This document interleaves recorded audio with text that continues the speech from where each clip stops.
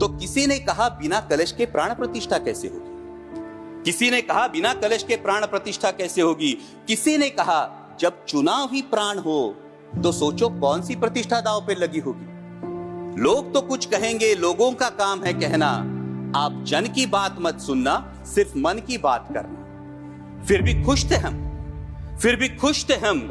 500 साल का सपना जो पूरा हो रहा था, हमारे अंदर का हिंदू भी पूरी तरह से जाग गया था।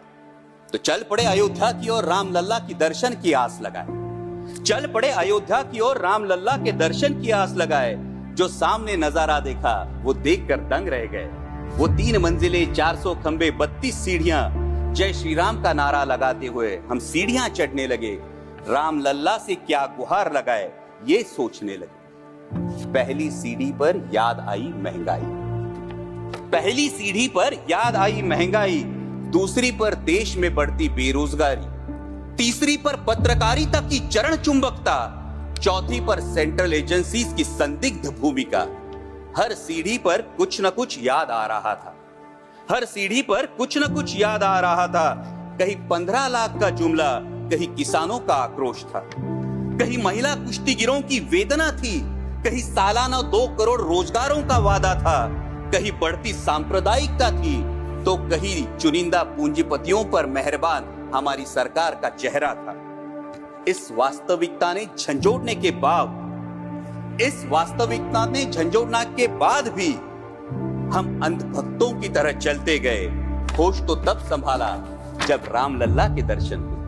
हमें नतमस्तक देख राम लल्ला मुस्कुराते हुए बोले, हमें नतमस्तक देख राम लल्ला मुस्कुराते हुए बोले, मैं कल भी था, आज भी हूं, कल भी रहूंगा।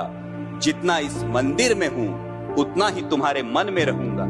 लेकिन याद रखना हमेशा, लेकिन याद रखना हमेशा, मैंने त्रेता युग में रामराज जलाया था, तुम कलयुग में जीते हो जहां संविधान ने गणराज जलाया है।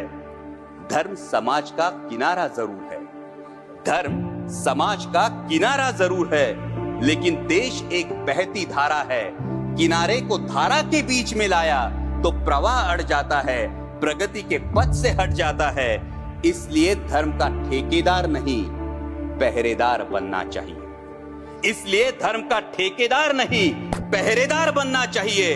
तुम रहो न रहो, वो रहे न रहे, ये देश रहना चाहिए, देश का संविधान रहना चाहिए, देश का लोकतंत्र रहना चाहिए, ये देश रहना चाहिए।